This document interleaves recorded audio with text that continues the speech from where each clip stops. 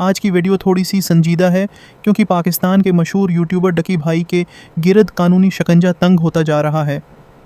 ساتھ ہی ان کی بیوی اروپ جتوئی نے ایسا کام کر دیا ہے کہ لوگ حیران رہ گئے۔ تو بات کچھ یوں ہے کہ میڈیا رپورٹس کے مطابق حکام نے ڈکی بھائی سے 10 کروڑ روپے سے زیادہ کی رقم واپس لے لی ہے۔ اوپر سے ان کا یوٹیوب چینل بھی بند ہونے کے قریب ہے۔ اب یہ سب کیوں ہو رہا ہے؟ وجہ یہ ہے کہ پچھلے کچھ سالوں میں یوٹیوب، ٹک ٹاک اور انسٹاگرام پر ایسے کانٹینٹ میں اضافہ ہوا ہے جس میں آن لائن جوا، بیٹنگ ایپ کی تشہیر کی جاتی ہے، اور اب حکومتی ادارے ایسے یوٹیوبرز اور انفلوئنسرز کے خلاف ایکشن لے رہے ہیں۔ اسی دوران ایک اور چیز سامنے آئی ہے۔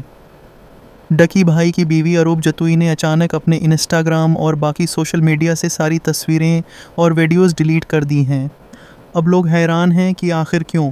کچھ کا کہنا ہے کہ وہ پرسنل لائف کو میڈیا کی توجہ اور تنقید سے بچانا چاہتی ہیں، جبکہ کچھ لوگ کہہ رہے ہیں کہ ہو سکتا ہے یہ صرف ایک احتیاطی قدم ہو تاکہ کوئی پرانی پوسٹ غلط مطلب میں نہ لی جائے، خاص کر جب معاملہ عدالتوں تک چلا گیا ہو۔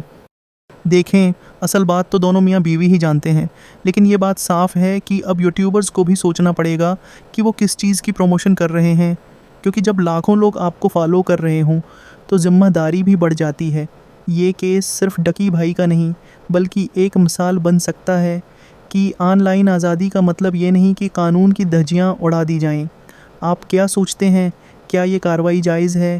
کمنٹس میں ضرور بتائیں۔ اگر ویڈیو اچھی لگے تو لائک، شیئر اور سبسکرائب کرنا مت بھولنا۔